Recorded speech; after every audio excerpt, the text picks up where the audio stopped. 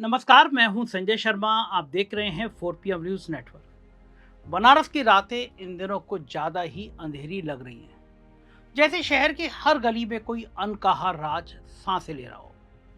गंगा की लहरें चुपचाप बह रही हैं, लेकिन उनके नीचे एक ऐसी धारा है जो हजारों करोड़ की काली कमाई से लबालब है। एक ऐसा कारोबार जो नशे की बोतलों में छिपा बच्चों की जान ले रहा है, नौजवानों को अंधेरे में धकेल रहा है।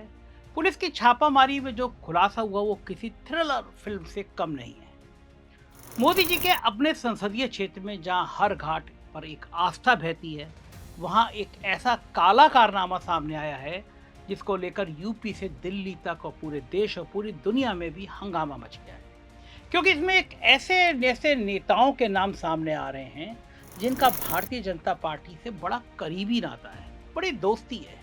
वो शख्स कौन कौन है, क्या कारण है?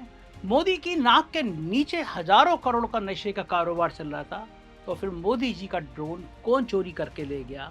तो मोदी जी कहा करते थे, देश में कुछ भी हो मेरा ड्रोन से सब देख लेता हूँ।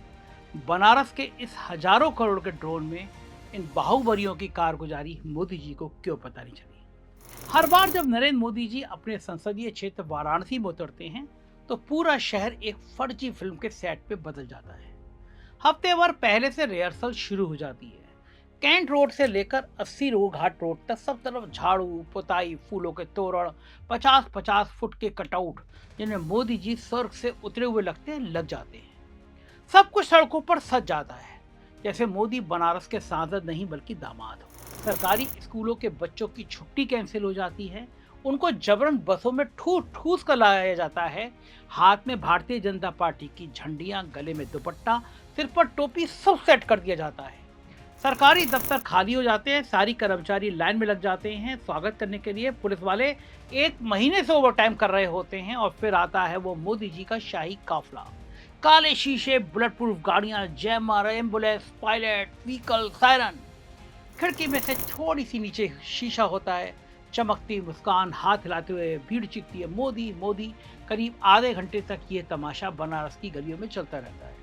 फिर मोदी जी हवाई जहाज में बैठते हैं और दिल्ली के लिए निकल जाते हैं, और बनारस फिर से उसी कचरे, उसी बदबू, उसी ट्रैफिक जाम में डूब जाता है। जिन माँ गंगा ने मोदी जी को 11 साल पहले बुलाया था, उसका पानी अभी भी उसी हालत में बहने के लिए मजबूर है।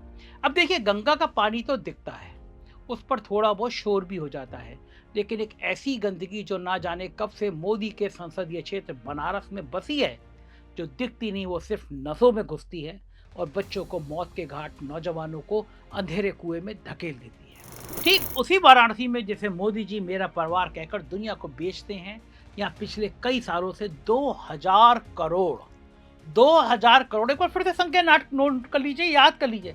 2000 करोड़ से ज्यादा का कोडीन कफ सिरप का रैकेट, नशे का कारोबार फल फूल रहा था। 2000 करोड़ कितने होते हैं? सोचिए, मोदी जी के नाक के नीचे उन्हीं के संसदीय क्षेत्र में हजारों करोड़ के नशे का कारोबार फल फूल रहा था, और हमारे महामानव को इसकी भनक तक नहीं थी। जबकि इस धंधे के तार सीधे मोदी जी की पार्टी के होनहार नेताओं से जुड़े हैं। अब देखिए, कोई गली मोहल्ले का छोटा सा धंधा नहीं था। ये एक सुनियोजित, hitech, interest international drug cartel, जिसका मुख्यालय था मोदी जी का अपने संसदीय क्षेत्र बनारस, और इसकी जड़ें गहरी जुड़ी हुई थी उनकी अपनी पार्टी के बाहुबली नेताओं से। जौनपुर के पूर्व सांसद धनंजय सिंह का नाम सुर्खियों से आया। वही धनंजय सिंह जिनकी गाड़ी एक सीरीज 777, जिसके लास्ट में नंबर आते, उन्हीं के उसी गाड़ी की सीरीज के नंबर इन नशे के कारोबारियों से जा मिले। क्या रिश्ता है, और क्यों फिर योगी सरकार खामोश बैठ गई है? केवल छोटी छोटी मछलियां पकड़ी जा रही है। कहानी शुरू होती है तब जब मध्य प्रदेश और राजस्थान में कोडीन सिरप पीकर दर्जनों मासूम बच्चे मर गए। तब कहीं आकर योगी राज की पुलिस की नींद टूटी। पुलिस ने छानबीन की तो सोनभद्र के रॉबर्ट्सगंज में एक ट्रक पकड़ा गया, जिसमें बाहर से चिप्स, नमकीन की बोरियां थी, मगर अंदर से निकली लाखों बोतलें प्रतिबंधित कोडीन सिरप।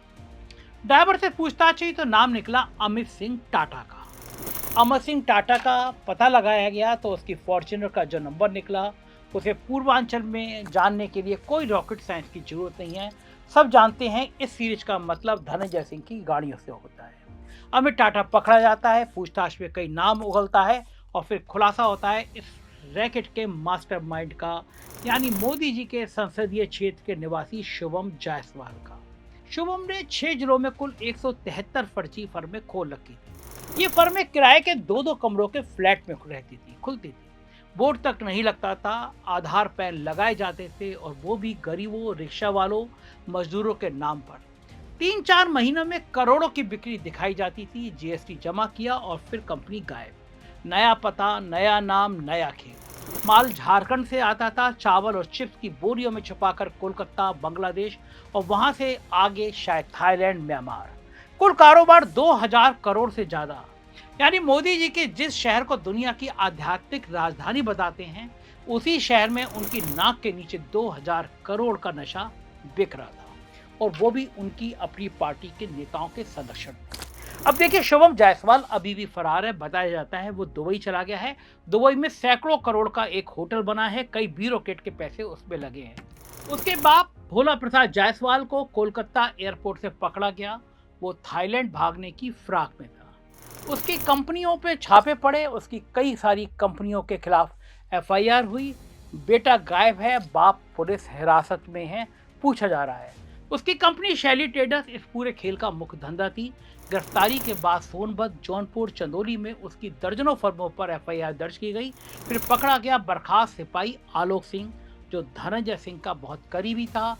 कई किलो सोना लूट कांड में गायब था, बर्खास्त कर दिया गया था। सिपाही था वो, बर्खास्त कर दिया गया।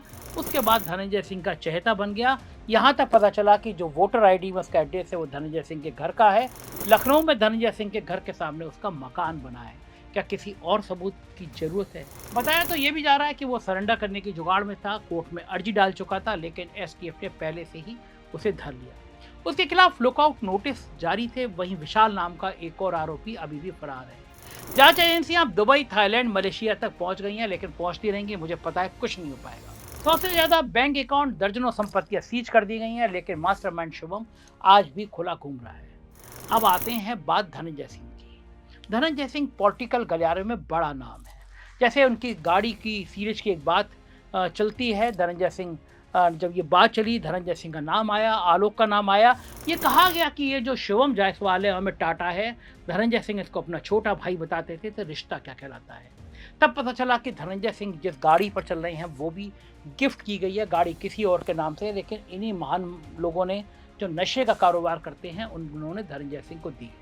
धनंजय सिंह बाबू जब बहुत ज़्यादा चर्चा में आए, अमिताभ ठाकुर ने उनके खिलाफ कार्रवाई की बात करी, तो वो फेसबुक पर आ गए और लंबा चौड़ा पोस्ट लिखा कि वो तो खुद को बेचारा घोषित कर दिया। पोस्ट पर लिखते हैं कि प्रिय साथियों, कांग्रेस और राजनीतिक विरोधी प्रधानमंत्री की छवि खराब करने के लिए मेरे नाम का दुरुपयोग कर रहे हैं। बताइए, 2000 करोड़ का कारोबार कर रहे हैं धनंजय सिंह के चमचे, और कांग्रेस मोदी जी की छवि खराब कर रही है। आगे उन्होंने लिखा कि मैंने प्रधानमंत्री और मुख्यमंत्री को पत्र लिखकर सीबीआई जांच की मांग की है। सीबीआई जांच तो होनी ही चाहिए, क्योंकि सीबीआई जांच नहीं हुई तो मामला दब जाएगा। एसटीएफ में धनंजय सिंह की बहुत बड़ी पकड़ है। एसटीएफ के बड़े बड़े अफसर धनंजय सिंह के दोस्त हैं, पूरा उत्तर प्रदेश जानता है। अब इस पोस्ट का क्या मतलब निकाला जाए? क्या ये जांच विपक्ष की सरकार कर रही है? क्या कांग्रेस ने धनंजय को इस सीरीज नंबर की रखने की सलाह दी थी कि तुम भी सीरीज रखो, अमित टाटा और जायसवाल भी इसी नंबर की गाड़ियों से चले? क्या आरोपियों के साथ धनंजय की फोटो वायरल हो रही है? क्या उसे विपक्ष ने खींचा था? अब जिस तरीके से धनंजय सोशल मीडिया पर फड़फड़ाने लगे, उससे यही मतलब निकला कि धनंजय सिंह को योगी की पुलिस पर भरोसा नहीं है।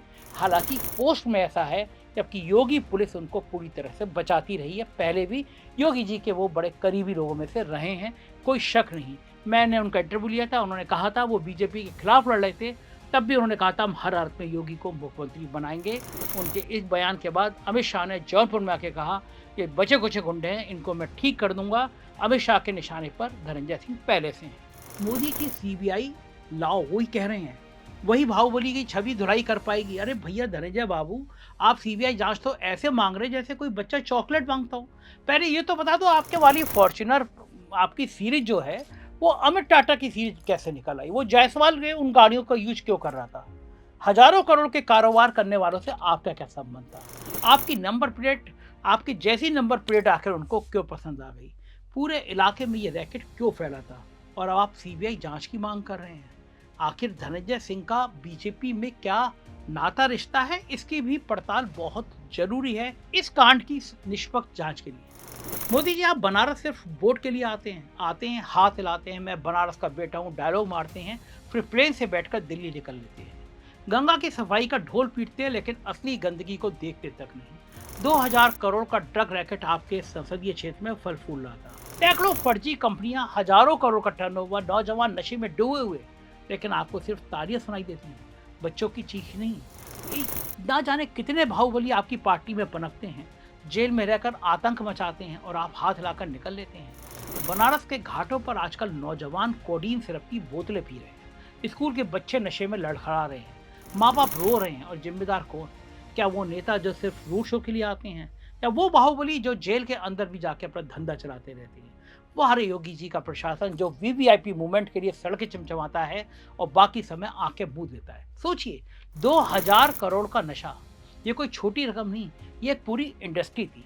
जहाँ काशी विश्वनाथ कॉरिडोर बन रहा है, वहाँ कोडीन कॉरिडोर पहले से चल रहा था, कोडीन कफ का कॉरिडोर पहले से चल रहा था। जहाँ नमो घाट बन रहा है, वहाँ नशे का घाट पहले से तैयार था। मोदी जी, आप ड्रग फ्री इंडिया का नारा देते हैं, आपके संसदीय क्षेत्र में 2000 करोड़ का ड्रग रैकेट चल रहा था, आपको खबर तक नहीं हुई, या हुई भी तो आपने बाकी मामलों की तरह इस पर चुप्पी साध दी। अब सच्चाई क्या है, ये तो महामानव जी ही सही से बता सकते हैं। लेकिन सवाल उठता है, अब आगे क्या? क्या इस सिंडिकेट में अभी और खुलासे होंगे? क्या बाहुबलियों से ये पूछा जाएगा? और ईडी जो एंट्री कर ली है, क्या ईडी सही मायनों में सही अभियुक्तों तक पहुंच पाएगी? क्या मोदी जी अपने संसदीय क्षेत्र को नशा मुक्त करा पाएंगे? या अभी ऐसे बहुत सारे राज हैं जो बनारस की जमीन में दबे हुए हैं? एक बात और एक गंभीरता की वाली बात, मेरी इस पड़ताल की बात जो मैं आपके सामने रख रहा हूँ, पूरा ड्रग विभाग को ये पता था कि ये सालों से ये धंधा चल रहा है। ड्रग इंस्पेक्टर जो बड़ी छोटी पोस्ट होती है, छोटी सैलरी मिल रही है, उनके पास 50-50 करोड़ की संपत्तियां इकट्ठी हो गई हैं। उत्तर प्रदेश के पूर्वांचल में जो ड्रग इंस्पेक्टर तैनात हैं, वो इस पूरे खेल को जानते थे। जिस कफ सिरप की कीमत 15 रुपए थी, वो एक हजार रुपए में बिक रहा था। ड्रग विभाग की कमीशन 40% तक पहुंच गई थी। तो क्या उत्तर प्रदेश के ड्रग विभाग के इंस्पेक्टर, ड्रग कंट्रोलर और उत्तर प्रदेश के ड्रग विभाग के सारे बड़े अफसर और विभाग में तैनात रहे आईएएस को पता नहीं था कि इस विभाग में इतना लंबा रैकेट चल रहा है? इस पूरे मामले पे पूर्वांचल में राजनीति भी तेज हो गई है। धनंजय सिंह के गुट के जुड़े हुए लोग कह रहे हैं कि ब्रजेश सिंह अपनी बेटी को जौनपुर का जिला पंचायत का चुनाव लड़ाना चाहते हैं। ब्रजेश सिंह भी इस इलाके के माफिया रहे हैं, बहुत बड़े माफिया रहे हैं। भारतीय जनता पार्टी ने उन्हें भी स्थापित कर दिया है, उनके परिवार को भारतीय जनता पार्टी राजनीति में लाना चाहती है, स्थापित ही एमएलसी हो गए हैं। ब्रजेश सिंह को बुरा लगा होगा कि एक शुभम जायसवाल नाम का छोटे से आदमी को धनंजय सिंह एमएलसी बनवाना चाहते हैं। बताया तो जाता है शुभम को लेकर दिल्ली गए थे, दिल्ली में एक केंद्रीय, बहुत ताकतवर केंद्रीय मंत्री से मुलाकात हुई, और इस तरह की गाड़ियां, जिसको डिफेंडर शायद गाड़ी है, वो गाड़ी दिल्ली में भी गिफ्ट की गई, वो गाड़ी लखनऊ में भी गिफ्ट की गई। सोचिए, करोड़ों करोड़ों रुपए की गाड़ियां गिफ्ट चल रही हैं, सालों से चल रहे हैं, और उत्तर प्रदेश की एसटीएफ छोटे छोटे मोहरों को पकड़ रही है। ये बात मैं गारंटी से कह सकता हूं कि अगर इस पूरे मामले की ईडी और सीबीआई से जांच नहीं हुई तो ये मामला साफ हो जाएगा, ये दबा दिया जाएगा। लेकिन इसका दूसरा पहलू ये है कि अब अमित शाह इस कांड के जरिए इस पूरे रैकेट का पर्दाफाश करना चाहते हैं। अमित शाह और योगी आदित्यनाथ के रिश्ते सास बहू के हैं। अमित शाह की शायद सीबीआई जांच जब होगी तो सीबीआई बताएगी कि आखिर इस कांड में कौन कौन अफसर, कौन कौन नेता जुड़े हैं, क्या नाता है, और कहां से पैसा हजारों करोड़ कहां तक पहुंचता है। इसकी कुछ और पड़ताल हमारे रिपोर्टर, हमारी टीम कर रही हैं। जैसी वो पड़ताल आएगी वो आपको बताऊंगा। आप देखते रहिए 4PM। चैनल को सब्सक्राइब करना और ज्वाइन करना ना भूलें। इस मामले में आपकी राय क्या राय है, जरूर बताइएगा। शुक्रिया, थैंक यू।